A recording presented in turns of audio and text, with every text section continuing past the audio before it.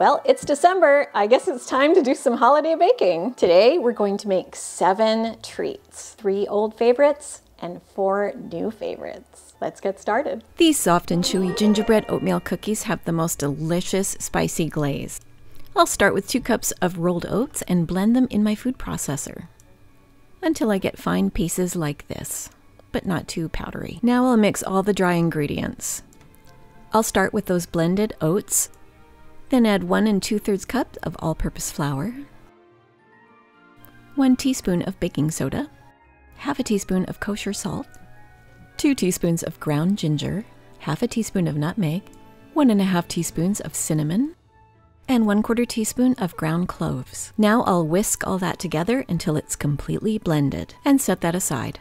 Now in the bowl of a stand mixer, I'll add 3/4 of a cup of unsalted butter, 1 cup of packed dark brown sugar, and 1/4 cup of granulated sugar. Now I'll beat that on medium-high speed for about 2 minutes until nice and creamy. Then I'll add 1 egg and 1/4 cup of molasses. This is fancy molasses, you know, because it's fancy.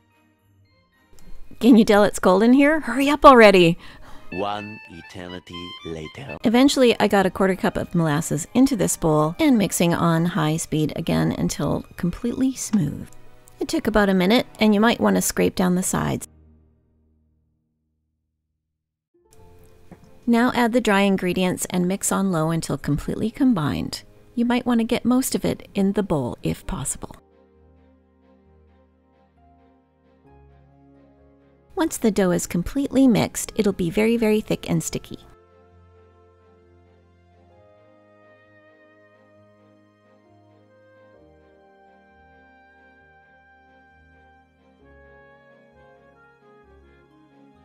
Cover and refrigerate that for about an hour.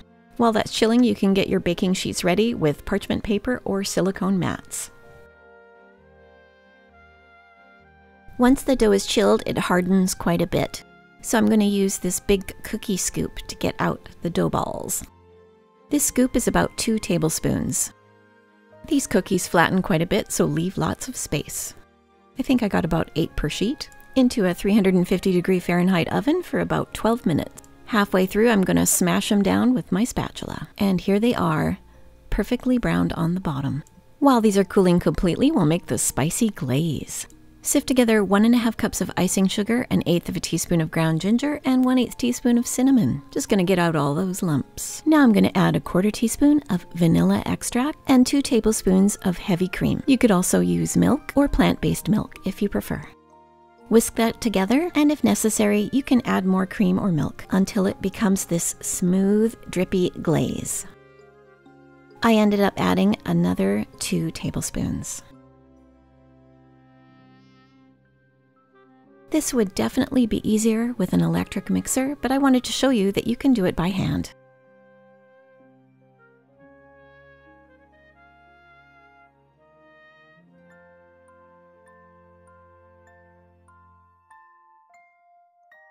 That is looking just about perfect.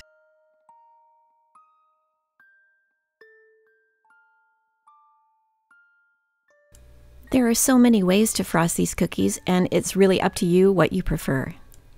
You can dip the whole top of the cookie into the glaze and just let it drip off.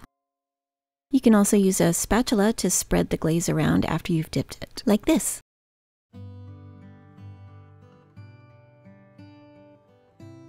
You can also spoon the glaze on and then spread it around with the back of the spoon.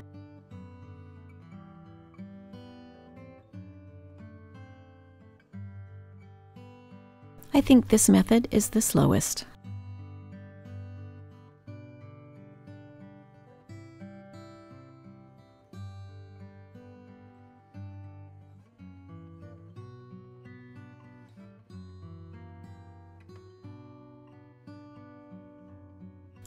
You can go as heavy or light on the application of frosting as you like.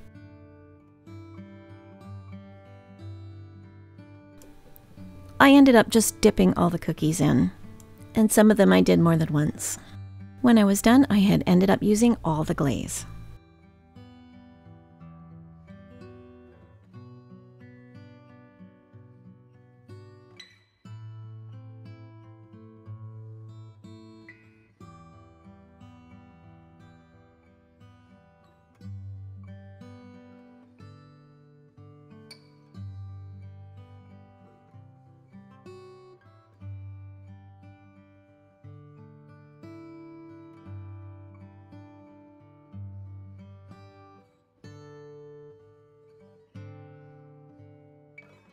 I ended up with 22 cookies, mostly the same size. I may have eaten a couple before it made it to this point, you know, for testing purposes. Anywho, I'll store these in a sealed container for up to a week. They also freeze really well.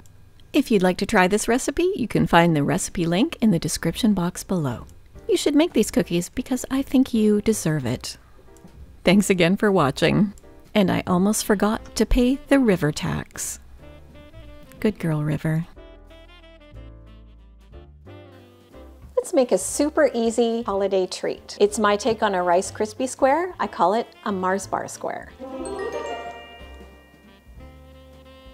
Instead of marshmallows and butter in a traditional Rice Krispie square, I use a Mars bar. This is a Mars bar. It's a candy bar that has nougat caramel and is covered with chocolate. So when you melt it down, it makes the perfect Rice Krispie square. They're super easy to make. Let's get started. My original recipe called for 4 Mars bars, but you know, shrinkflation and all, so now I've upped it to 5. For all my American friends, a Mars bar is a Milky Way. It's vanilla nougat caramel covered in chocolate, and all delicious. We're just going to chop these up and then we're going to melt them over the stove with some butter. In my small saucepan, I'll add all the chopped Mars bars along with half a cup of butter. On the stove over medium-high heat, I'll just melt all that together. And turn down the heat if it looks like it's getting too hot. Once it's completely melted, I'll take it off the heat.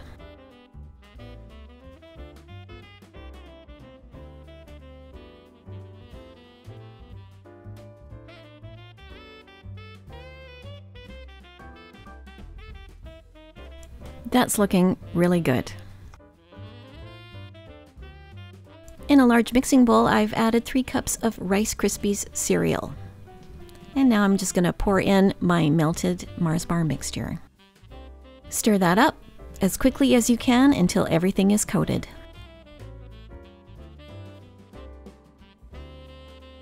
In my 8-inch by 8-inch baking dish, I'll just lightly grease it with some neutral oil and pour in the Rice Krispie mixture.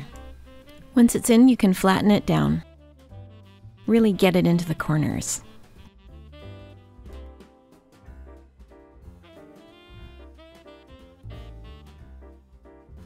I'll set that aside and then melt the topping.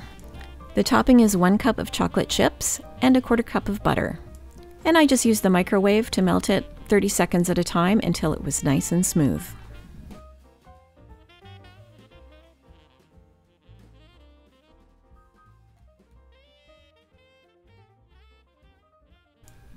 That's looking really good. Now I'll pour that mixture over top of the Rice Krispies. I like to tilt the dish around to get the chocolate into every corner. It makes it look nice and smooth.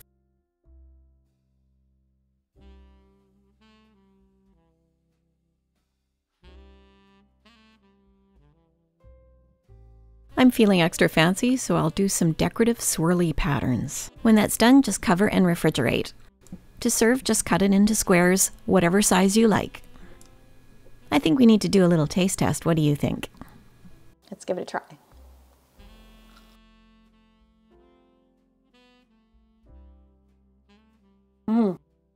You can really taste the caramel and that vanilla nougat. It's really good. They're not hard, they're very easy to eat, and they're really easy to make. You can find a link to the full printable recipe in the description box below. Let me know if you tried this recipe and if you liked it. Once again, thanks for watching. I really appreciate you. I'm going to make some bourbon old-fashioned pecans. They're glazed with brown sugar, bourbon, dried cherries, and then sprinkled with orange zest. They're a delicious bar snack. Let's get started. First, I'm going to chop up half a cup of dried tart cherries. I'll add them to a small mixing bowl along with half a cup of bourbon. We'll set those aside and let them soak for about 30 minutes.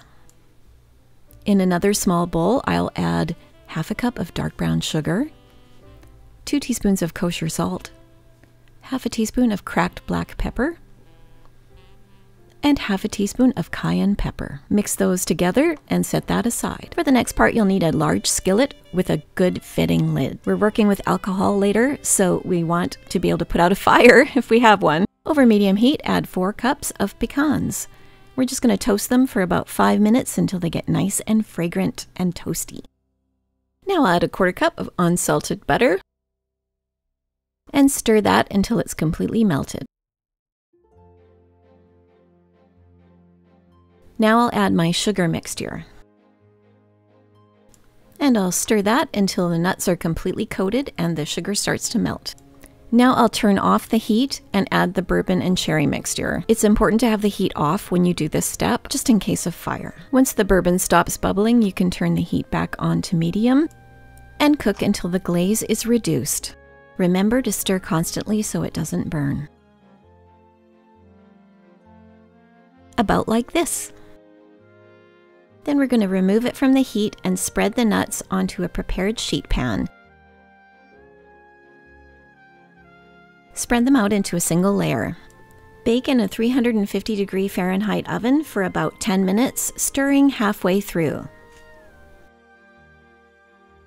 Once the nuts are done, let them completely cool and then add the zest of 1 orange. Then stir well to coat every nut in the zest and oils from the orange. These nuts make a great gift. The recipe will make 6 1-cup jars of nuts to give away. Or you can keep them all to yourself. The nuts keep best in a sealed container.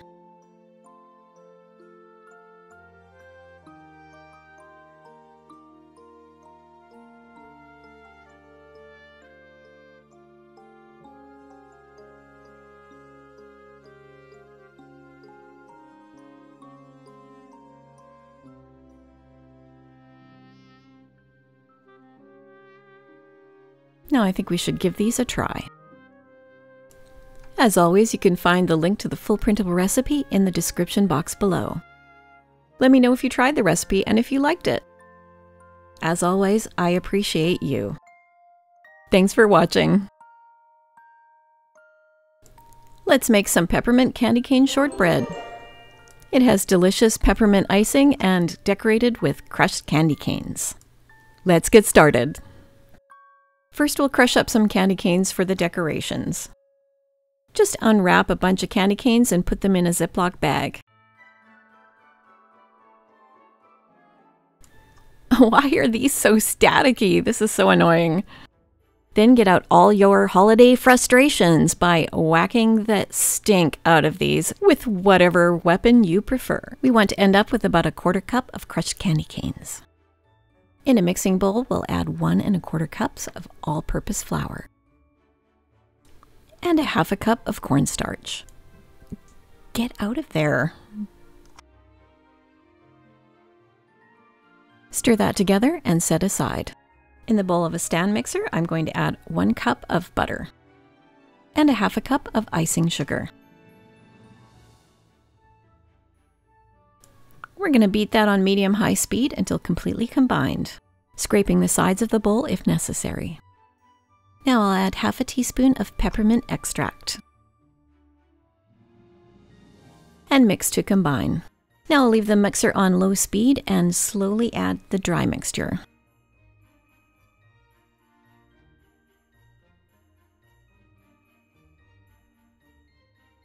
Like this. Now I'll put the dough in a bowl and cover with plastic wrap and refrigerate for about an hour. Prepare your sheet pans with parchment paper or silicone mats and scoop the dough 1 tablespoon at a time onto the prepared sheet pan. I'm using a 1 tablespoon size cookie scoop.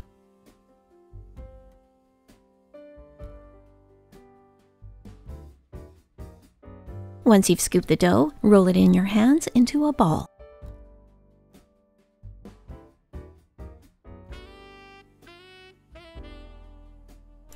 Like this. I was able to fit 20 cookies per tray. I'm just going to space them out a little more.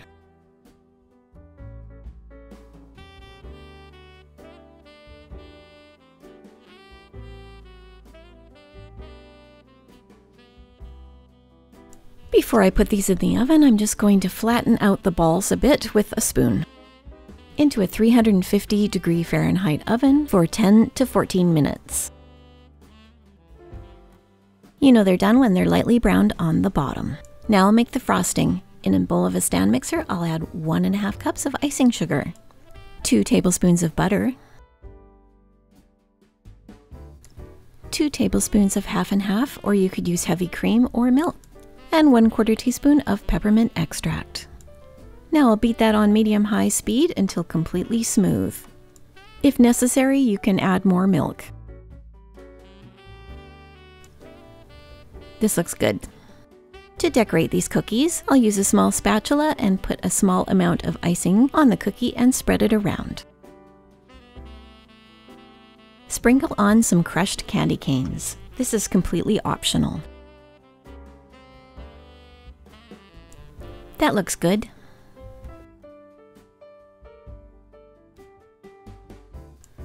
Now I'll just continue on and do the rest of the cookies. Some have sprinkles and some don't. Looks like I made about 32 cookies. Peppermint candy cane shortbread. It's perfect for your holiday cookie tray. It tastes exactly like a candy cane. There's nothing more Christmas than a candy cane.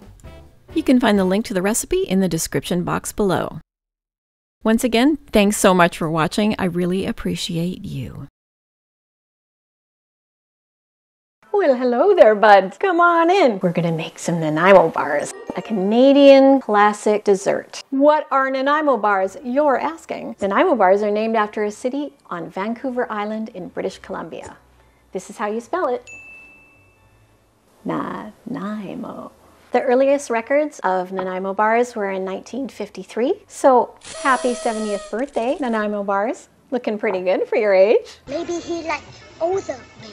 It's basically a no-bake layered bar. The bottom layer is chocolate, coconut, almonds, and graham crumbs. The middle layer is a custard flavored icing, and the top layer is chocolate ganache. So let's get started, eh?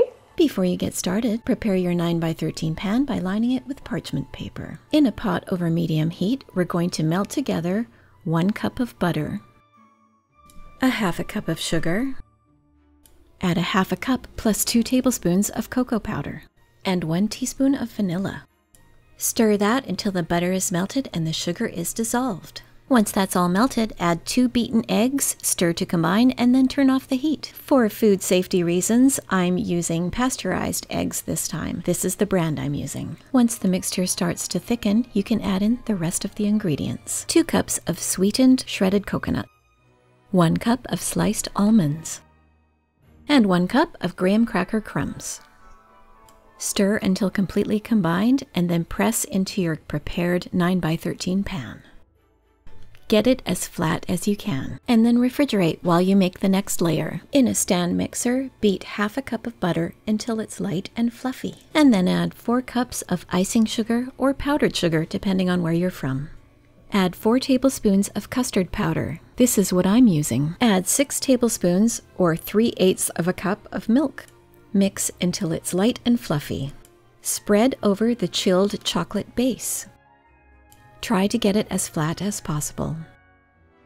And then refrigerate while you make the last layer. In a pot over medium-low heat, melt 8 ounces or 226 grams of dark chocolate and 1/2 cup of butter. Stir constantly until the chocolate and butter have both melted. Pour that melted chocolate over the chilled middle layer and spread out evenly. Before slicing the bars into squares, chill it for a little bit in the refrigerator.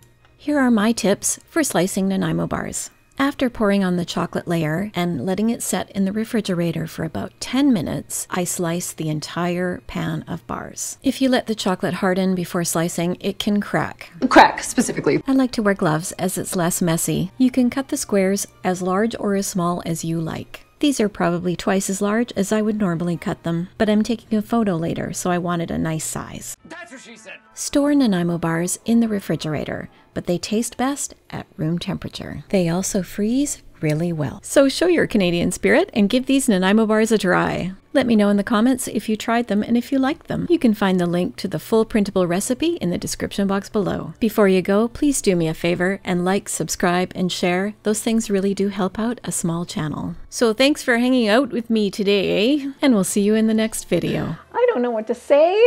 Holiday spice nuts are so easy to put together last minute, and they make a great gift. First, preheat your oven to 325 degrees Fahrenheit. Add 1 pound of nuts in a bowl. I use natural almonds because that's all I had, but you can use any nuts you like. Pour in 3 tablespoons of real maple syrup. Stir that well until everything is coated in the syrup. And now for the best part, the spices. I'm adding 1½ teaspoons ground cinnamon, ½ teaspoon of ground nutmeg, ½ teaspoon of ground ginger, ½ teaspoon of ground allspice, and ¼ teaspoon of cayenne pepper. You can use more if you like. Add those in and stir well. Oh, it smells really good already. Now grab your sheet pan, lined with parchment paper. I lined mine with a silicone mat. You could also use aluminum foil. Pour on the spicy nuts. Make sure you get all that spicy syrup from the bowl. Spread the nuts out into a single layer. Make sure there are no clumps of nuts. So many jokes. Must restrain myself. Sprinkle on your kosher salt. You could use sea salt or even smoked salt. Now that would be an interesting flavor.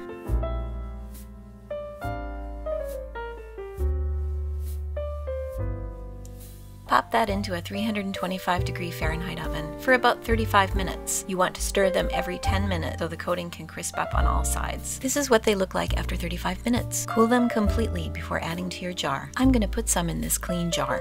This amount of nuts would probably fill 4 of these small jars. This recipe doubles very well if you want to make more. I think it would make a nice gift for the host of a party I'm going to. Let's add a fancy bow. Gift achieved. Let's party. Hello, for me? Thank you.